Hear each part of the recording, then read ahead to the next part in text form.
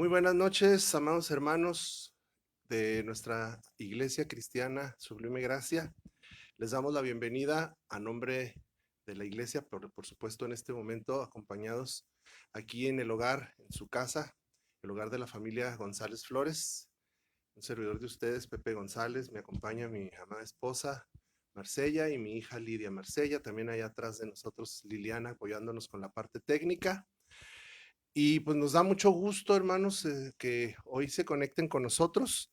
Retomamos el devocional que habíamos tenido que suspender la semana pasada, pero hoy lo vamos a hacer con la modalidad de llevar a cabo nuestra clase del discipulado, una iglesia conforme al corazón de Dios. Y quisimos hacerlo de esta manera para cerrar el año con el capítulo 12, para no dejarlo inconcluso, y lo vamos a compartir hoy así de una manera amena, con una charla, invitarlos a que estén ustedes aquí con nosotros también en una meditación de la palabra de Dios, en cual esperamos obtener la enseñanza, la palabra de Dios nos va a hablar y yo les invito a que ustedes también estén ahí con su Biblia lista. Si tienen su libro, pues con mucha más razón, tenerlo a la mano y vamos a meditar en la palabra de Dios. Me gustaría que saludaran Marcella, Lidia, y que el Señor nos ayude en esta noche. Muy bien. Buenas noches, amados hermanos. Que el Señor les bendiga. Para nosotros es un privilegio estar aquí con ustedes. Es también una responsabilidad muy grande para nosotros el compartir palabra con ustedes. Eh, Les pedimos oren por nosotros para que el Señor nos use como debe de ser. Buenas noches, también es un gusto para mí poder estar aquí, que mi papá nos invitara a participar de esta clase, pero también me gustaría invitarles a ustedes que si tienen durante la sesión alguna pregunta, algún comentario que aportar a la discusión o a la plática, que con toda confianza lo hagan porque aquí también vamos a estar al pendiente para ir comentando todos juntos y que se enriquezca más la conversación. Así es, pues sin más preámbulos, hermanos, porque vamos a tratar de aprovechar el tiempo. Es un estudio muy hermoso, pero a la vez, una vez que se mete uno al tema, el tiempo se agota y son muchas las cosas que quisiéramos comentar. Y bueno, retomando, vamos a recapitular un poquito nada más a partir de la sesión anterior. Estamos estudiando en el capítulo 12, ¿cuál es la cura para el descontento en la iglesia? Y con esa pregunta pudiéramos partir. ¿Cómo se siente usted? ¿Qué tan satisfecho o insatisfecho está? Para el mundo coloquial, en el mundo secular, es muy importante ahorita dar satisfacción a los clientes, a las personas. Y cualquier cosa que nos cause un malestar o un desencanto, inmediatamente lo manifestamos. Somos muy buenos para defender nuestros derechos. En el seno de la iglesia, hermanos, es un problema también cuando el descontento se hace presa y se presenta en las personas, en los creyentes, porque es el eh, vehículo perfecto para que Satanás siembre la discordia y se dan los casos de desunión, de división dentro del seno de la congregación. Veíamos la semana pasada que los primeros métodos que encontramos en nuestro pasaje clave que vamos a tener en Filipenses capítulo 4, eran primeramente amar entrañablemente, amarnos unos a los otros y de forma humilde. Veíamos cómo Pablo hace ese llamamiento, hermanos, amados, gozo y corona mía, con unas palabras tan amorosas como pastor, como el ministro que los había establecido como iglesia en Cristo Jesús. Pablo se dolía cuando en la iglesia se presentaban este tipo de situaciones, como el caso de Evodia y Síntique. El segundo punto que veíamos era caminar y estar firmes en el Señor. Cuando dice Filipenses 4:1, estad firmes en el Señor.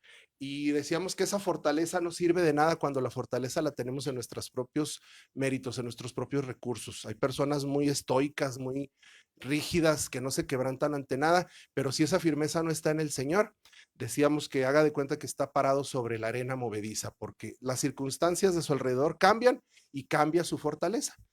En cambio, cuando estamos firmes en el Señor nos garantiza que Él siempre se sostiene y nada lo mueve de su trono. Y el último punto que alcanzamos a ver la semana pasada es que seamos agentes de paz y de reconciliación y no de contiendas. El caso de Evodia y Síntique, que es el que nos habla en ese pasaje, nos daba esta alerta cuando hay dos personas que no se concilian, que no pueden sacar adelante sus diferencias. Hay personas que pueden intervenir. Ahí le dice Pablo a uno de sus colaboradores que intervenga, que ponga paz en esa situación y que las cosas tienen que hacerse conforme a la voluntad de Dios. Hasta aquí de lo que recapitulábamos de la semana anterior, algo que se me pase, que quieran ustedes aportar ahí. Pues nada más comentábamos que es muy importante el hecho de que cuando dos hermanos están en conflicto, están en una situación, pues difícil, porque cada uno defiende su punto de vista, bueno, pues es muy importante que como cristianos, como personas que estamos allegadas al pueblo de Dios, pues busquemos, ¿verdad? De alguna manera reconciliarnos, porque también eso es motivo de dar testimonio a aquellas personas que nos observan, que nos ven. Es muy importante que de alguna manera nosotros, pues platiquemos esas diferencias, a lo mejor por muy pequeñas que éstas parezcan, pues tendremos que estar, pues al pendiente de poder arreglarlas. Muy bien, entonces a partir de ahora sí vamos a empezar ya con lo que es el estudio, lo nuevo, lo que no habíamos visto hasta hoy. Todo esto fue una especie de resumen. El cuarto elemento que tenemos ahí en Filipenses capítulo 4, que el apóstol Pablo, la escritura completa, el Señor nos da a la vida como iglesia, pero también a la vida en lo personal de cada uno de nosotros, para solventar, para salvaguardar nuestra integridad, nuestra unidad como iglesia y evitar el descontento, las discordias, es el gozo. Viva en el gozo del Señor. Remítanse por favor a Filipenses 4:4 y dice, regocijaos en el Señor siempre. Otra vez digo, regocijaos. La carta a Filipenses es conocida como la carta del gozo. Más de 15 reiteraciones de esta palabra o de esta idea las podemos encontrar en tan solo 4 capítulos. Y decíamos al inicio que sorprende esto porque Pablo la escribe desde unas condiciones muy difíciles. Él está preso, él estaba en la cárcel en estos momentos y aún así él a lo largo de la carta deja de manifiesto que su gozo no depende de las circunstancias. Él podía estar padeciendo azotes, podía estar padeciendo lo inimaginable. Sin embargo, su gozo no radicaba en lo que él estuviera experimentando, sino en la paz que el Señor le daba. Eso es la diferencia que hace con el cristiano.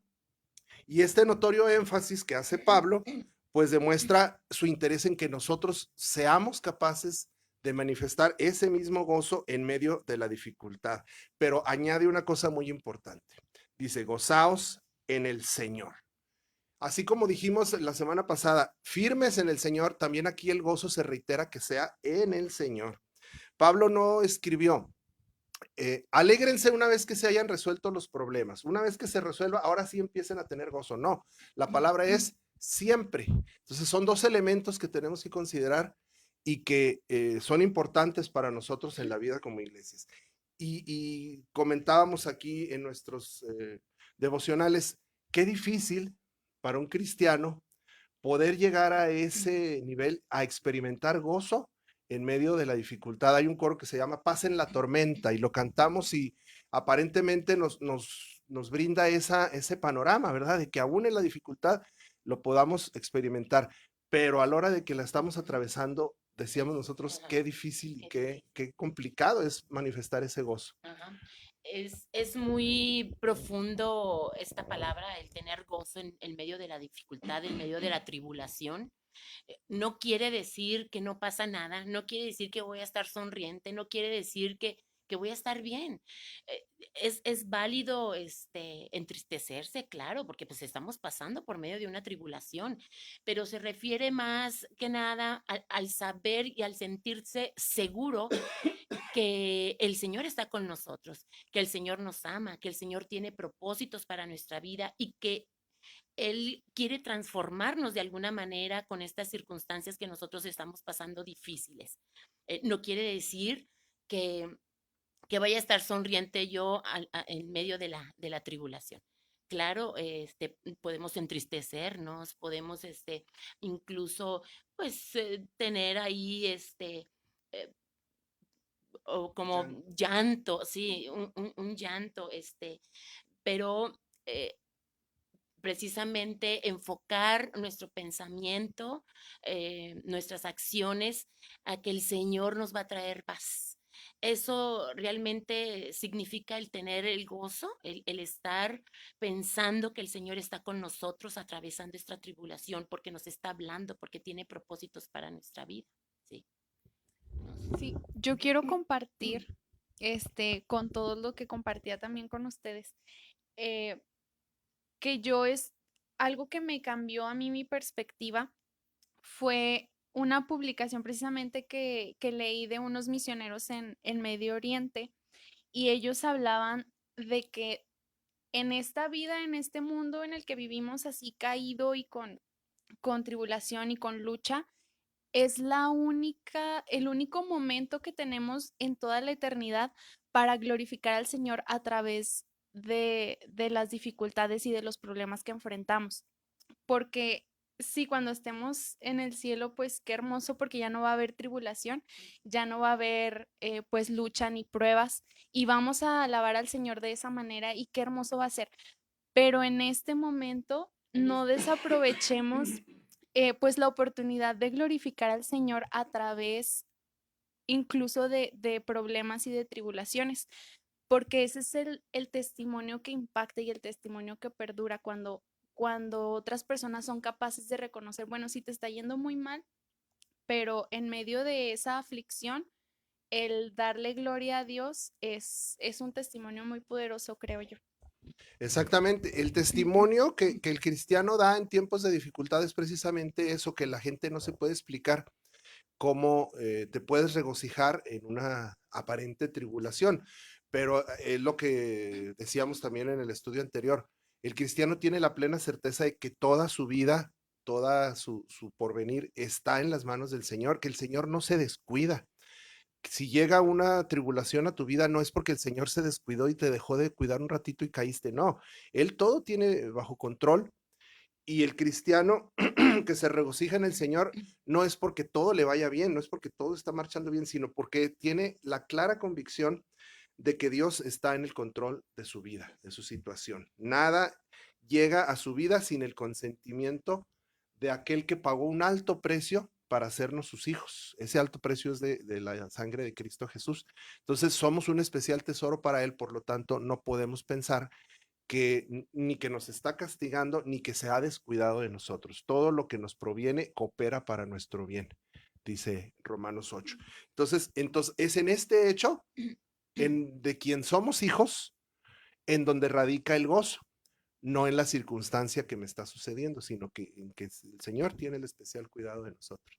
Creo ahí que todo vuelve a reconocer que Dios es soberano a través de todas las cosas que nos ocurren. O sea, no es solamente yo, o sea, yo puedo estar tranquila en una aflicción sabiendo que Dios lo conoce, que Dios lo sabe, que Dios me da gracia para vivir a través de esa dificultad, pero sobre todo saber que todo lo que está sucediendo, el Señor no solo lo conoce, sino que Él mismo permitió que atravesáramos por eso. Así es. Así es.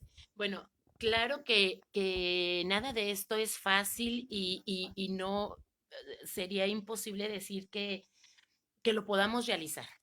Eh, Creo yo que se requiere de dotarnos, bueno, primeramente caminar con el Señor. Obviamente el Señor nos deja las herramientas necesarias, su palabra, el hecho de caminar con Él, el hecho de estar en constante oración. Yo creo que eso nos está capacitando, nos está, este, pues dotando de herramientas necesarias para nosotros también enfrentar una situación como esa. Dice su palabra que no nos va a dar más cosas que las que no No podamos, permitirá que seamos tentados más de lo que más de podamos lo que soportar. podamos soportar. Entonces yo creo que nos llama, nos insta a que nosotros leamos constantemente su palabra, a que estemos en comunión con Él, para que nosotros podamos estar fuertes, fortalecidos en su nombre. Eso es lo que yo creo que es lo que nos va a hacer pasar una tribulación o una situación difícil. Esa es la fortaleza que nos da Así el es. Señor. Y precisamente en el caso de la iglesia de Filipos, Evodia y Sintique, sin duda que no estaban experimentando esta confianza en el Señor. De otra manera, no se explica por qué llegó este problema a crecer tanto al grado tal que alteró la paz, no solamente entre ellas, sino de la iglesia, y llegó a oídos del apóstol Pablo. Dice Isaías 26:3, tú guardarás en completa paz a aquel cuyo pensamiento en ti persevera. Entonces, el Señor guarda en perfecta paz, no es una paz cualquiera, es una paz perfecta, como todo lo que procede de Dios, a los que en Él confían. Cuando un cristiano no está experimentando el gozo y la paz en el Señor, entonces quiere decir que su relación con Él no está en la mejor de las maneras que pudiera estar. Y dice también el Salmo 16:11, en tu presencia hay plenitud de gozo. ¿Qué quiere decir plenitud? Al tope, totalmente rebosando de gozo. Todo lo que sucede en la presencia del Señor, delicias a tu diestra para siempre. Entonces, Dios es glorificado cuando estamos satisfechos con Él y no con las circunstancias. Dios está más interesado en cambiarnos a nosotros que en cambiar a nuestro entorno. También tiene que ver mucho la armonía que tengamos nosotros en el cuerpo de Cristo. Nosotros somos una iglesia que somos el cuerpo de Cristo y tenemos que estar en constante armonía. Si dos personas, como estas hermanas, Evodia y Sintique, estaban en desacuerdo o a lo mejor enojadas, no lo sabemos a ciencia cierta, ni siquiera el por qué, pero tenían un desacuerdo. Entonces, si ellas no estaban bien, el cuerpo de Cristo tampoco iba a estar en armonía, ¿sí? Si nosotros queremos que nuestra iglesia esté en constante armonía, equilibrada, bueno, pues entonces nosotros tendríamos también que poner de nuestra parte y obviamente tendríamos que estar en constante comunión unos con otros, incluso obviamente con la palabra de Dios, para que el cuerpo de Cristo esté en perfecta armonía. Sí, hermano, sin duda que cuesta, es difícil, pero fíjense, ubiquémoslo en el contexto. Esto está encaminado a que dentro de la iglesia y dentro de nuestra vida cristiana logremos combatir ese insano pensamiento del descontento, del por qué rebelarme contra Dios, por qué me está yendo como me está yendo, Señor. Son los elementos y son los consejos que la palabra de Dios nos aporta. Tenemos que aquilatarlos como tal. ¿Que es difícil? Claro que es difícil. Sí, nadie, como decía Marcella ahorita, no queremos puros cristianos brincando y cantando coritos todo el día. No, pues si tenemos tribulaciones, tenemos problemas, pero tenemos también la plena confianza en que Dios está al pendiente de nuestra situación y que no escapa nada de su control. Y precisamente de eso se desprende el punto número 5. Confíe en Dios.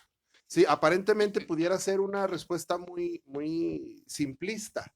Sí, ¿cómo, ¿cómo venzo la preocupación? Pues no te preocupes, o como el doctor ese que sale en los medios, ¿verdad? No te enfermes, pues si eso fuera, no se trata nada más de decidir no enfermarme. Pero fíjense bien, el contenido del versículo sí nos da una luz más clara sobre lo que pretende el Señor de su iglesia. Dice el versículo 6, no se inquieten por nada, lo estoy leyendo en Nueva Versión Internacional. No se inquiete por nada, más bien en toda ocasión, con oración y ruego, presenten sus peticiones a Dios y denle gracias. ¿Cómo lograr este requisito de no preocuparnos? La fórmula es, la que la escritura nos provee, es clara, no te afanes. Ok, ¿cómo logro no afanarme? Confía en Dios y ora. En este versículo está presente el punto de la oración. Entonces, la respuesta es orar. Y ya de antemano, ya nos enfrenta, ya nos muestra una deficiencia. A ver, ¿cuánto estamos orando? Y me estoy refiriendo solamente al aspecto cuantitativo, en cantidad. ¿Qué tanto oramos? ¿Es suficiente el tiempo que estamos dedicando a la oración en nuestra vida personal, en nuestra vida como iglesia? Nunca lo será. Eso sí, la respuesta es clara, aunque digamos, es que Señor, ya estoy orando todo lo que puedo, siempre será necesario aumentar ese tiempo. Ahora, dudo mucho que alguno de nosotros diga, no, yo oro bastante, yo creo que es suficiente lo que yo oro. Sinceramente estamos en deuda, tenemos un claro déficit en cuanto, nada más me estoy refiriendo al tiempo, a la cantidad. Ahora, si nos vamos al plano de la calidad, en el aspecto cualitativo, ¿cómo está nuestra oración ante la presencia del Señor? Esto nos descubre otro campo completamente que tenemos que atender, el aspecto cualitativo de nuestra oración. En este pasaje en particular, porque la Biblia nos arroja mucha luz sobre la oración, pero en este pasaje en particular, Pablo nos insta a orar de la manera correcta y podemos obtener tres factores, tres aspectos en los cuales pues nos podemos poner a revisar la calidad de nuestras oraciones, porque dice primeramente orar, presentar nuestras peticiones a Dios. Eso es el principal vehículo. Vamos a suponer que sí lo estamos haciendo. Viene luego el siguiente elemento, con toda súplica y ruego, ¿sí? Ya perdí aquí la Reina Valera, pero si ustedes la tienen. Sí, 4:6. Ya lo hallé. Dice, por nada estéis afanosos, sino sean conocidas vuestras peticiones delante de Dios. ¿Cómo van a ser conocidas? Por medio de la oración. Ahora, en toda oración y ruego, ese elemento del ruego implica un elemento muy especial, que es colocarnos en nuestra condición correcta, en humildad, en humillación, suplicando gracia y misericordia, no clamando por justicia. ¿Cuántas de las veces oramos y nos rebelamos y hasta renegamos? Señor, ¿por qué me está yendo como me está yendo? Señor, no me está haciendo justicia lo que me está pasando. Hermanos, si clamáramos por justicia, ya estuviéramos consumidos. Tenemos que clamar por misericordia. Acuérdense del ejemplo ese del fariseo y el publicano. ¿Cómo llegó el fariseo y oró? Yo te doy gracias, así levantando el pecho, porque no soy como este pobre, porque yo sí ofrendo, porque yo sí diezmo, porque yo sí doy. Esa oración no agrada al Señor. En cambio, el publicano, sé propicio a mi pecador. Ahí es donde nos quiere el Señor. El ruego implica una actitud de humildad, de humillación, así tocando la nariz el suelo, porque ahí es donde nos corresponde estar. Por la pura misericordia del Señor es que podemos salir adelante. Y el tercer elemento, acción de gracias, porque dice después, y ruego con acción de gracias, implica la actitud de vivir agradecidos con Dios sin importar la circunstancia que lo rodea. Incluso en lo que aparentemente pudiera ser una calamidad, usted puede ser agradecido con lo que le está sucediendo porque Dios lo está permitiendo con un propósito. Bueno, aquí tenemos una aportación que nos hace nuestra hermana Yolanda Flores. Ella dice que el Señor está trabajando en nosotros a través de las tribulaciones, nos está moldeando, está trabajando en nuestro carácter. Las tribulaciones nos fortalecen más espiritualmente y nuestra fe aumenta. Claro que sí, hermana. Sabemos claramente que cada situación que nosotros pasamos, yo creo que situaciones hay todos los días. Situaciones difíciles todos los días las vamos a tener. El Señor trabaja con nosotros. Sabemos que Él tiene propósitos. Sabemos que a partir de una situación así, el Señor nos está enseñando, nos está moldeando, como usted lo dice. Y yo, no, yo digo, bueno, ¿para qué nos afanamos? Si el Señor me está mandando estas situaciones porque está trabajando conmigo y algo quiere de mí. El Señor nos manda cada situación para que nosotros confiemos más en Él, para que nuestra fe aumente, para confiar más en Él, para que nos traiga paz.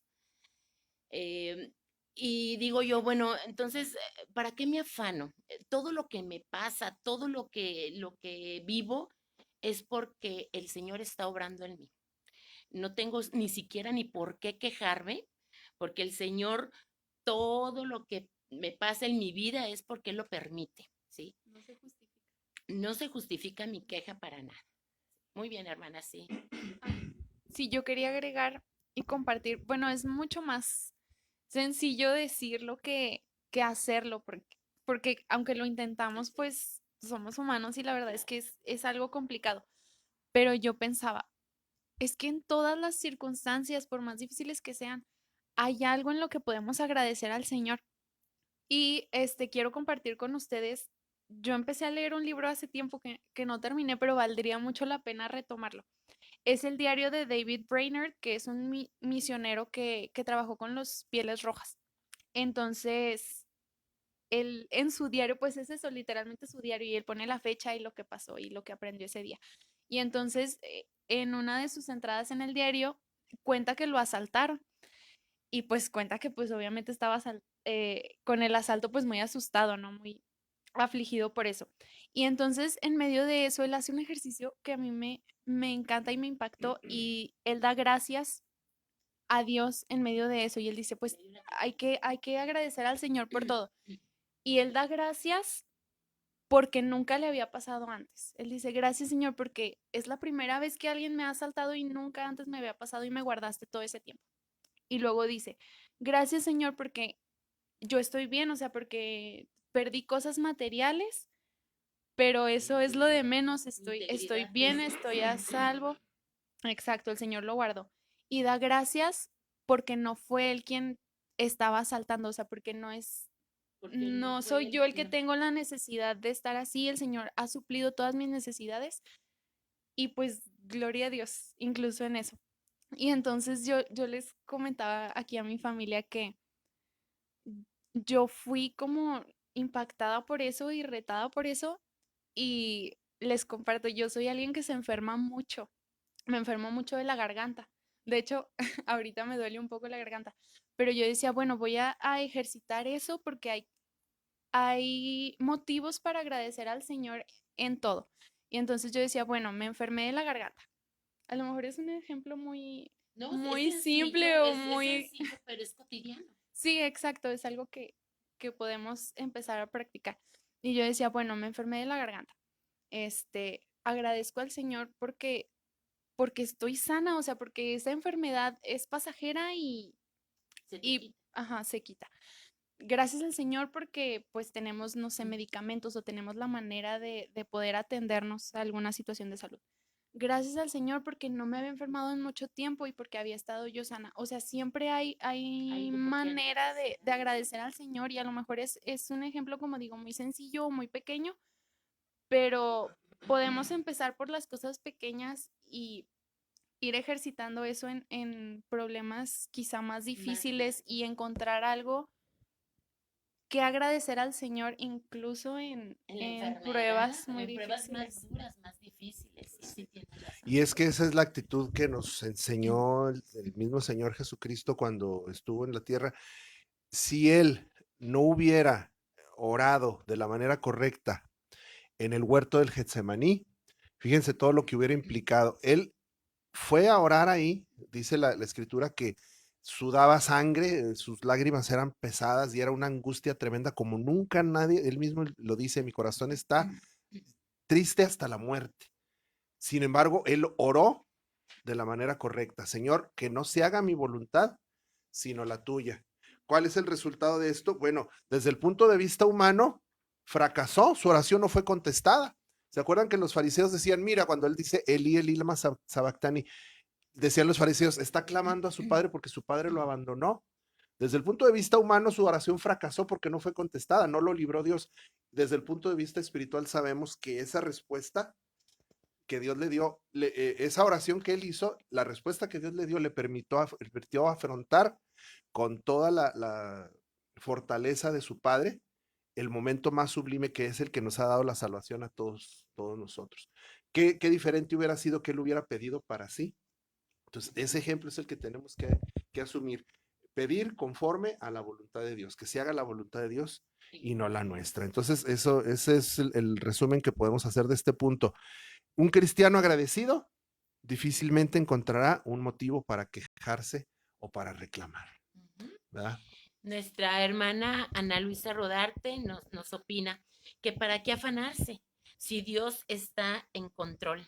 Tiene toda la razón mi hermana. De hecho, desde que nosotros nos levantamos de nuestra cama y que pensamos a orar y a pedirle al Señor que todas las cosas que hagamos, que todas las cosas que en donde andemos, en nuestro trabajo, en nuestras escuelas, pues que Él tenga el control de todo eso.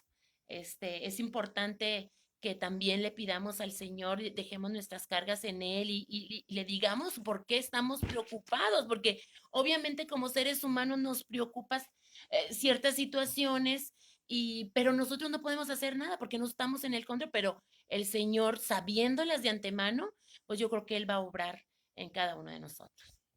Y muchas veces pienso yo que, que el afán y nuestra ansiedad y nuestra preocupación viene de que no conocemos el carácter de Dios, de que no le creemos a Dios y pues eso nos invita también a nosotros a vivir de la manera correcta.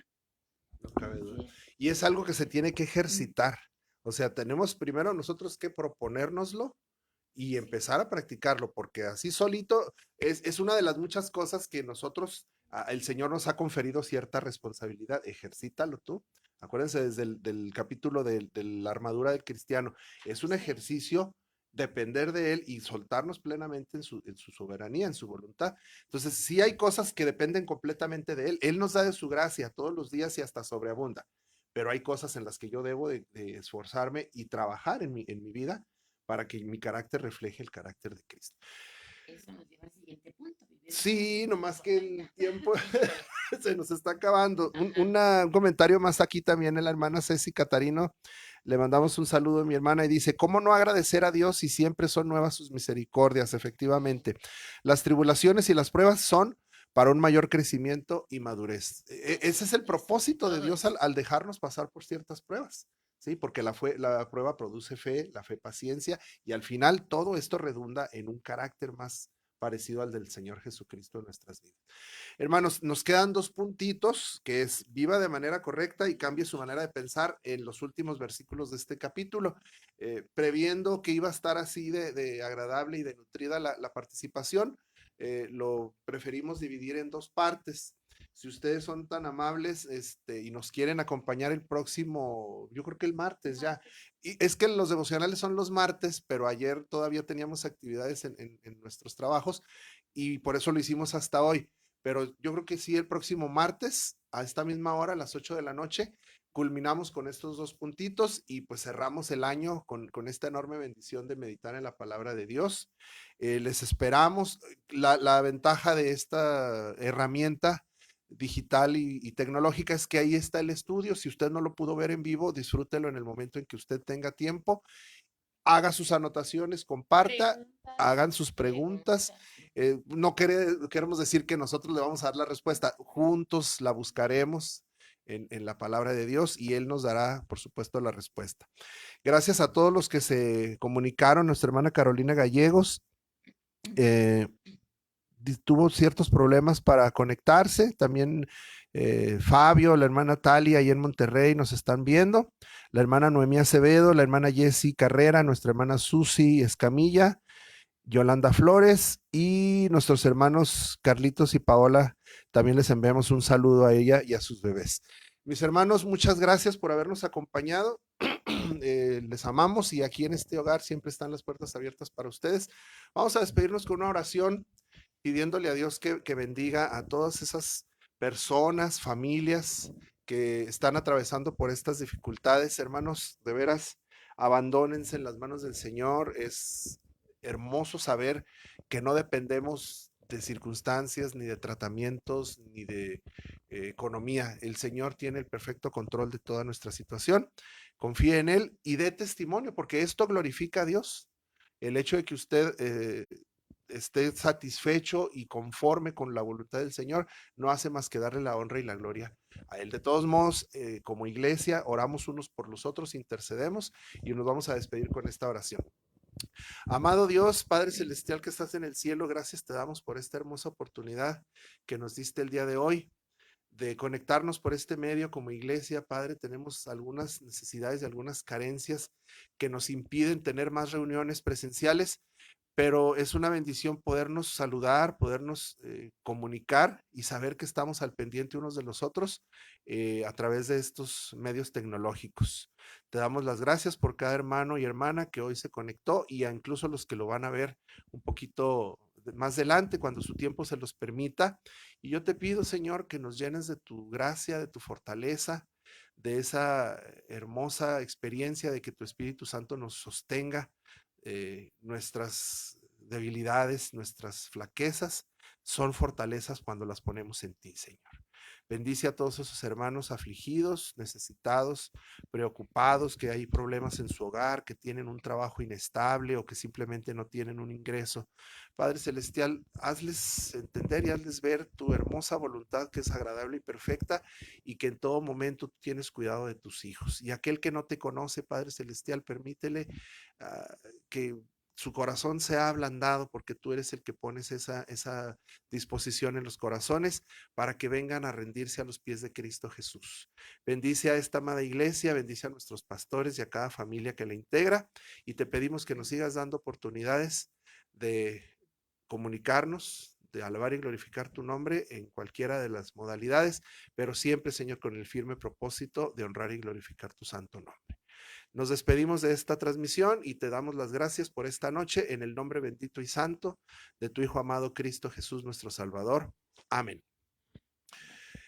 Pues nos vemos el viernes, nuestros hermanos, el viernes a las 7 de la tarde tenemos nuestro culto de Nochebuena, ahí les esperamos, Bravo 969 Oriente. Va a ser una bendición, vamos a tener participaciones especiales, nuestro culto navideño y pues si Dios lo permite el próximo martes a las 8 de la noche. Nos despedimos, hermosas. Sí, pues muchas gracias, hermano, por permitirnos entrar a sus hogares y estar ahí con nosotros, pues que nos sostienen ustedes en oración, mis hermanos. Gracias por ello. Y pues aquí estamos, hermano, para lo que se les ofrezca. Así es, Lidia.